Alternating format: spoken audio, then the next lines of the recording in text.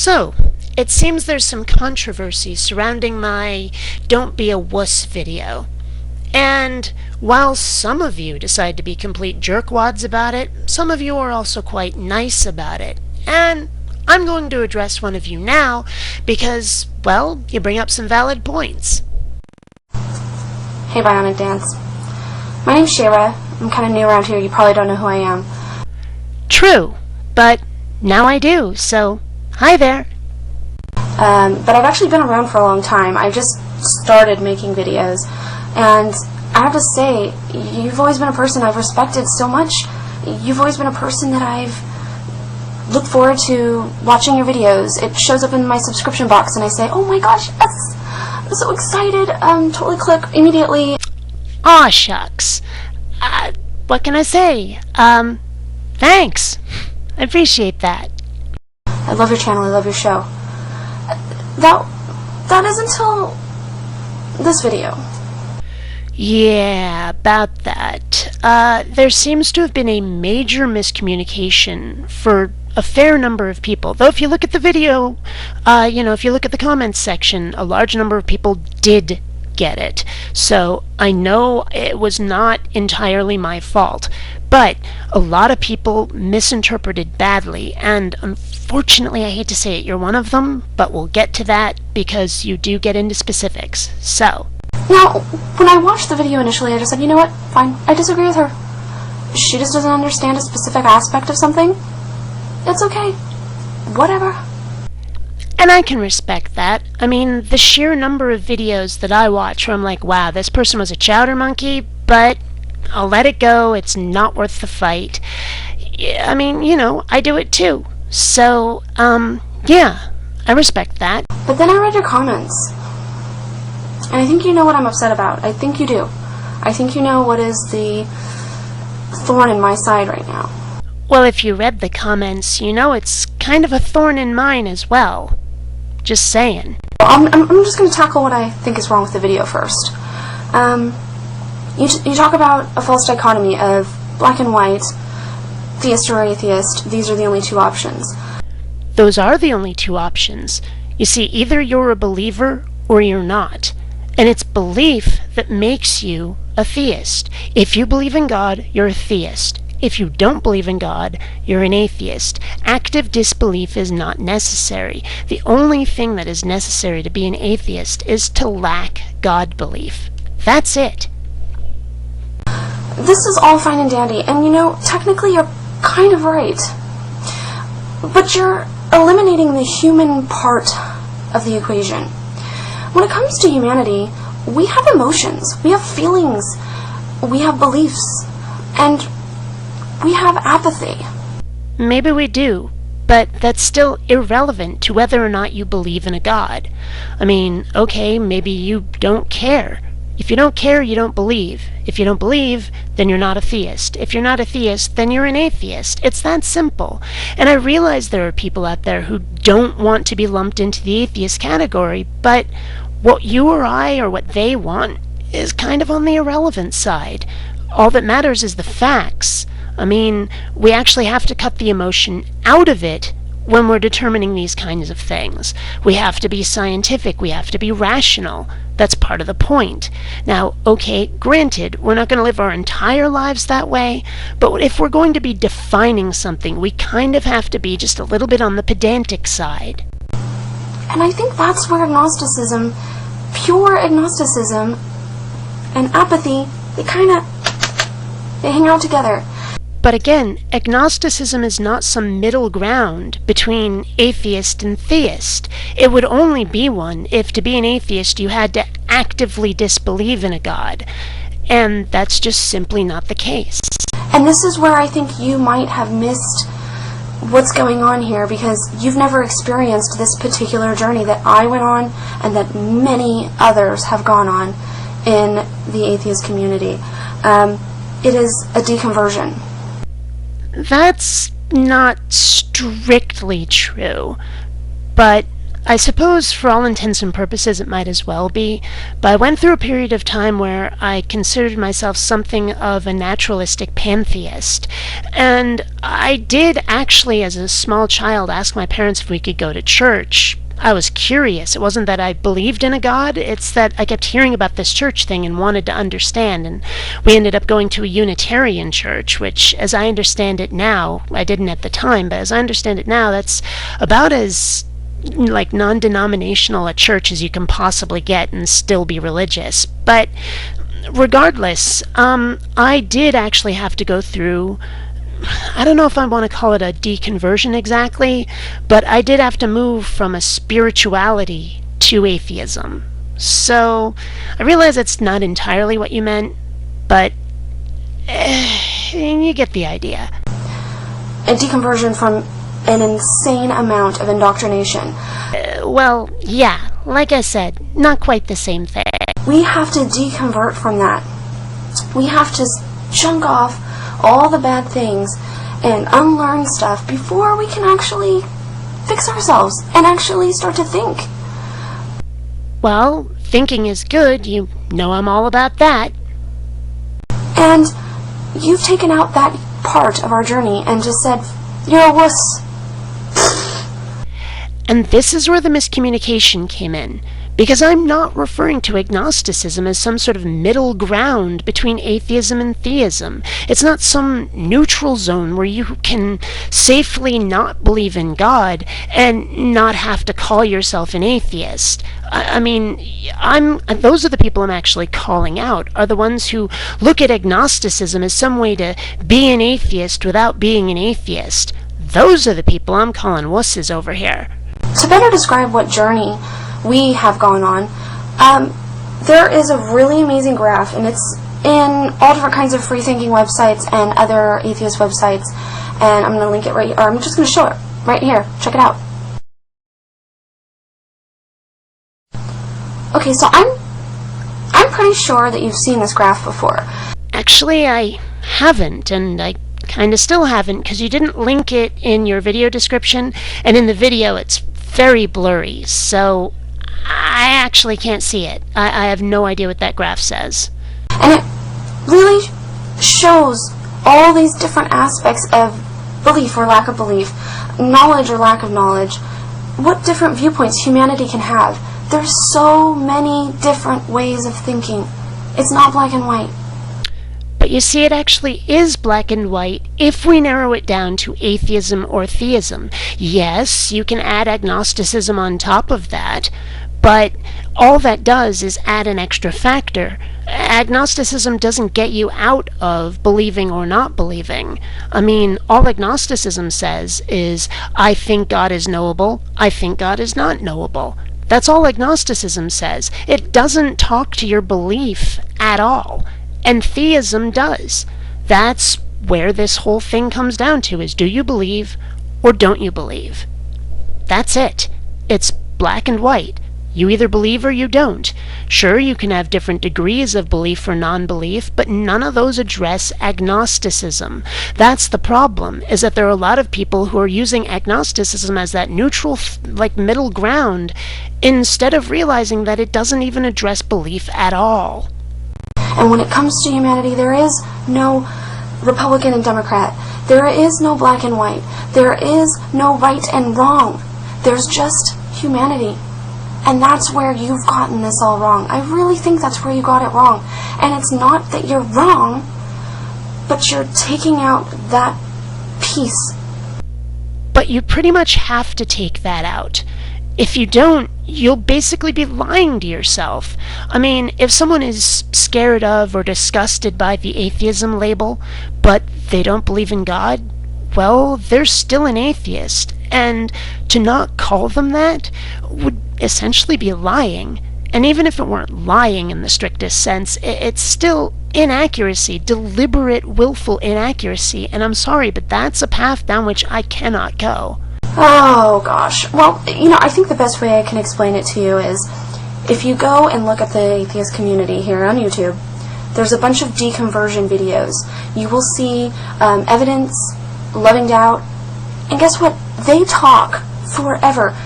eons and eons of videos where they're talking about this crazy-ass journey they've gone on, going from very, very fundamentalist theist to an agnostic atheist. And this is a trail that we all go on, and we have our different times, we're different viewpoints. But see, again, these were not the people I was necessarily addressing in my video. I was talking to the people that call themselves agnostics to get out of calling themselves atheists, to specifically say, no, I'm not one of those, when they really are, because they don't believe in God, and they know it, but they just don't want the label. And a lot of us, we end up at that agnostic level, the apathetic agnostic level, where we just say, you know what, fuck it. Which means you're an atheist. An agnostic, apathetic atheist, sure, but you're not believing in a God, and that makes you an atheist. But you need to understand there's something about this that you haven't experienced, and you're trying to claim that you can understand something that you cannot. I really don't think I was. You do address what I was actually saying next, but I really wasn't trying to claim that I understood what it's like to have been religious and then convert. That wasn't in the video. So what I'd like to get down to is what you are really meaning, what you are really complaining about in this video. What you are upset about are people that are atheists that still claim that they are agnostic out of fear. That, and the fact that agnosticism is not some neutral middle ground between theism and atheism. That's very important, actually, because the definition of Gnosticism and agnosticism refer to the knowability of God's existence and not whether or not you personally believe. And that is a tough issue, especially here in America. But here's the thing, there are so many repercussions to coming out. I mean, I've lost family members. I've been ostracized from so many aspects of my life. I know people who have lost jobs, okay? It is not that you're a wuss. It's that you're trying to avoid shit hitting the fan. And the fact that the shit can hit the fan, the fact that there is something to be afraid of in the first place, is precisely why people need to stand up. It's precisely why people need to drop this pretense of a neutral ground and stand up and fight for their rights. To say, hey, it's okay to be a non-believer. That's the point. And there's a really great video by Shayrah Yuki, an Australian man. Check out his video. No need. I'm subscribed and I've seen the video. Where he talks about American atheists. And he talks about the fact that if he lived here, he wouldn't come out either. There's no way he would. Because he'd be fucked. Except that his video, when I saw it, my first thought was, wow, this is really overgeneralized. Because there are parts of the United States where your religion, or lack thereof, is such a non-issue, to the point where I didn't even know the religions of most of my friends until, it happens to come up randomly one day. Like, I'm at this sci-fi convention called NorwestCon that's always held on Easter weekend, and a friend of mine that I'd known for years says, I'm going to go to church, because there was like a chapel in the hotel where the con was being held, and I was like, what? You're religious? Really? Okay. I had no idea. It came as a total shock, because people just didn't make a stink. So when he talks about how America's this way or America's that way, I'm like, okay, maybe in certain parts, but man, not everywhere. There's some places where it's so safe to come out, you don't even have to bother. That's what's happening here right now. And it sucks. And we should try to defend each other and help each other and get knowledge out there. But the idea that you're going to go and call someone a wuss, I don't know, I just think it's kind of weird to take a minority that's oppressed in a country and then badmouth them and call them names.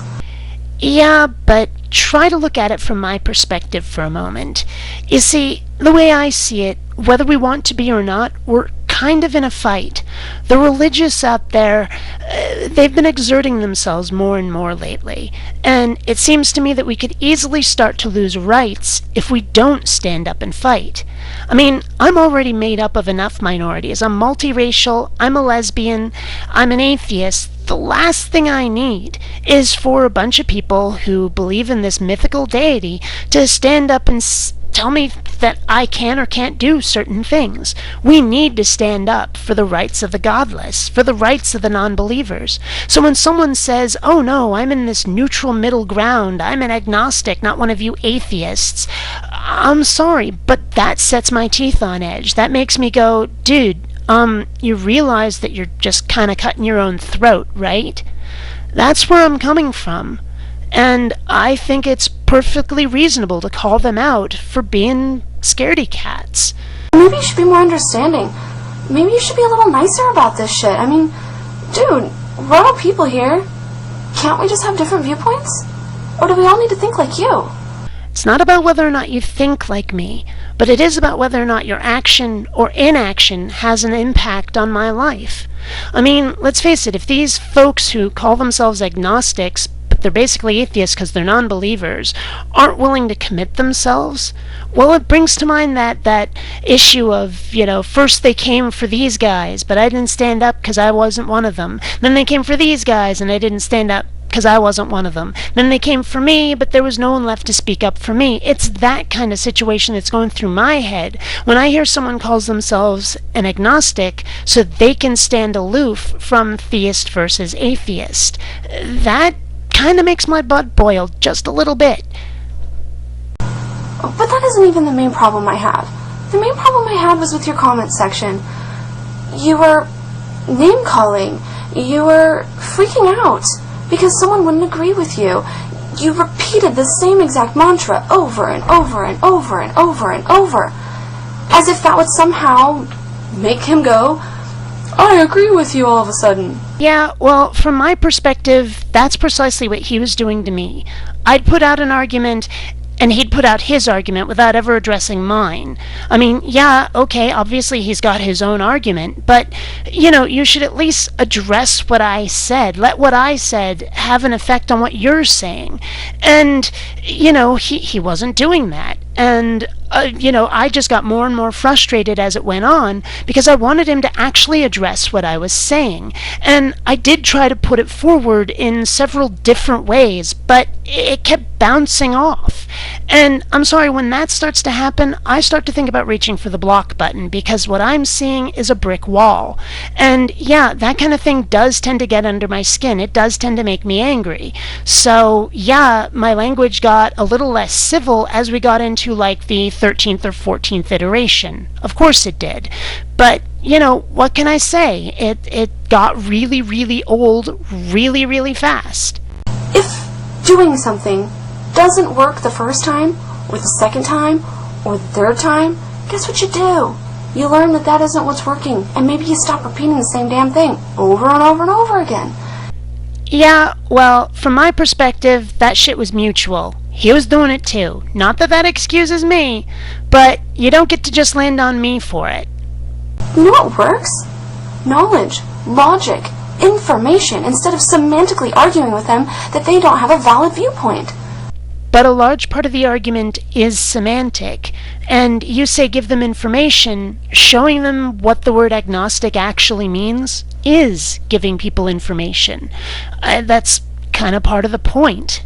Now the main thing that went completely wrong was that there were 3 different comments on that spread and a different comment to Dar that you sent. And you used a specific word that freaked me out. You said, bow to reality, bow to logic, bow to reason. And that was one of the reasons why you got rid of Brian, was because he didn't bow to those things. Yeah, 'cause Brian was not listening at all. I mean, he seriously wasn't. He wasn't addressing my arguments. He wasn't letting what I said affect him in the slightest. He was not actually looking at logic, reason, and evidence, and when it was presented to him, and going, I wonder if I should even consider this. He wasn't doing it. He was basically being a complete brick wall. And those are the kinds of people that, yeah, I tend to block, because there's no reason to have them around. There's no reason to have a discussion with somebody who doesn't actually discuss back. You know, who only hears what they want to hear, who only will speak to their own personal agenda, who won't have a genuine back and forth. That was Brian, and that's why I got rid of him. Is this some sort of god you have? A god of reason? A god of logic? No, of course not. But the fact remains that logic, reason, and evidence do real-world, empirical, objective, heavy lifting. I mean, if we apply these principles to pretty much any problem in this world, generally speaking, we get reliable results. I mean, obviously it doesn't work if it's inside our own head, but if people are only going by what's inside their own head, how can we possibly reason with them? How can we possibly have a discussion about what's so other than within their imagination? It doesn't make any sense. We have to use logic, reason, and evidence. It's not a god. It's just based on what actually works, what does the heavy lifting. That's all. I love you. I love your channel. I love what you have to say. I love watching you read the Bible, even though I'm very, very knowledgeable about the Bible. Your take on it is hilarious. It's awesome. Well, thank you. I mean, that's nice to hear. I mean, I hear it more now than I used to when I had fewer subscribers, but, you know, it's still good to hear it every now and then to know I'm at least a little bit on the right track. And you know what's funny? Brian thought so too. Well, Brian probably should have addressed my arguments once in a while then, instead of just posting his own.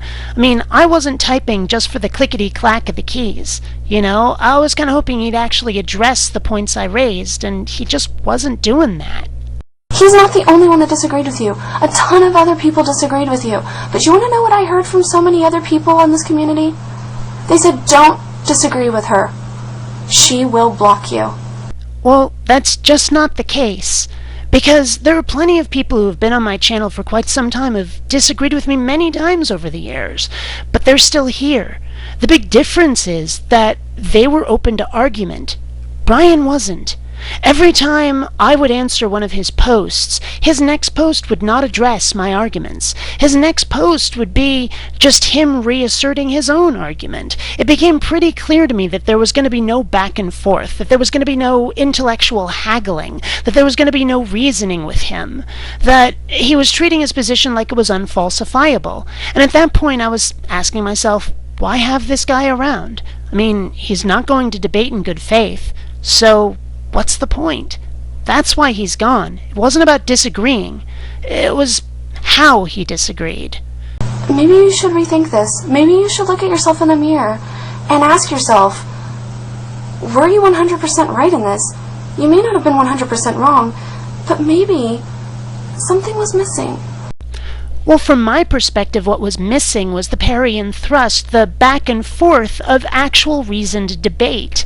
I wasn't getting that out of Brian. I mean, like I say, he didn't seem to actually want to address my side of the argument. Had he actually directly addressed the points I was raising, and I would have addressed the points he was raising, although I think I did, we might have actually had a genuine back and forth, and he'd still be on my channel.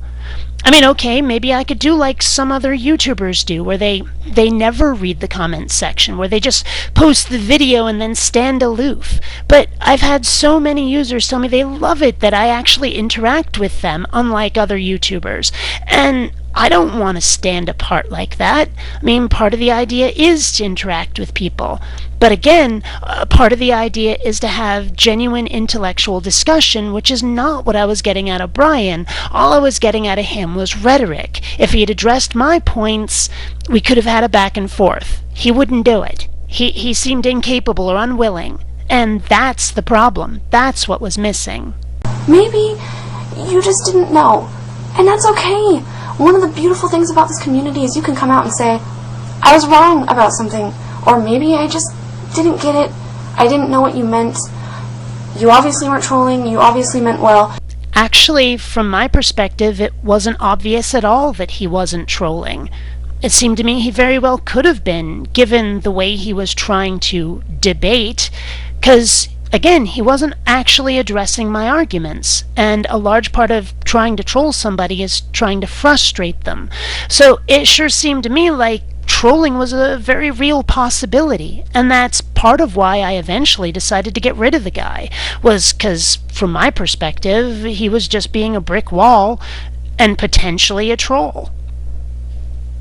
I really want to stay subscribed to you, and I really want to see what you have to say about things. But if this is the kind of stuff that's going to continue, I just can't be a part of it.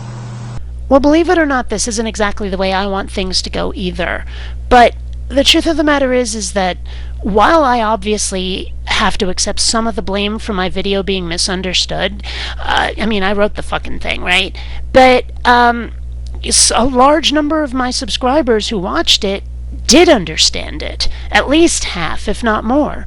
And so it can't all be on me. Some of it, sure, okay, yeah, I could have been more pedantic and thus more clear, but you know, some people were able to grok it. As for Brian, well, I still maintain that he was more soapboxing than debating, and I couldn't seem to get an edge in word-wise that he was willing to address, so for my money, that's largely on him. You can take it or leave it. I know you probably don't care what I think. Well, I hope you realize that's not true. Otherwise, I wouldn't have made nearly a half-hour-long video addressing your points.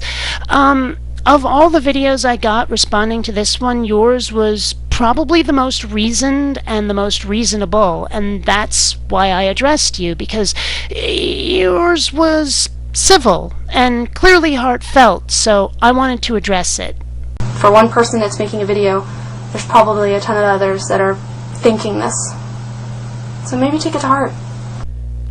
Well, you've given me things to think about, but at the same time, I hope I've given you some things to think about. I mean, I think what we're seeing here is a clash of perspectives and possibly a clash of communication styles. I mean, maybe Brian genuinely thought that he was addressing my arguments, but for my money, he sure as heck wasn't. And, you know, from my perspective, I thought my video was fairly clear. Obviously, it wasn't. But you know, at the same time, I'd like to think that the actual message, when clarified, had some resonance for people, that it wasn't taken as badly as the misunderstood version was. Maybe I'm wrong on that. Maybe it'll turn out that it's still just as bad to you folks. I don't know. I'm hoping for a genuine back and forth on that, rather than just BionicDance bad on this, because, you know, that would be about as brick wallish as Brian seemed to me. But we'll see. I mean, who knows, right? Much love. Bye. May the Force be with you.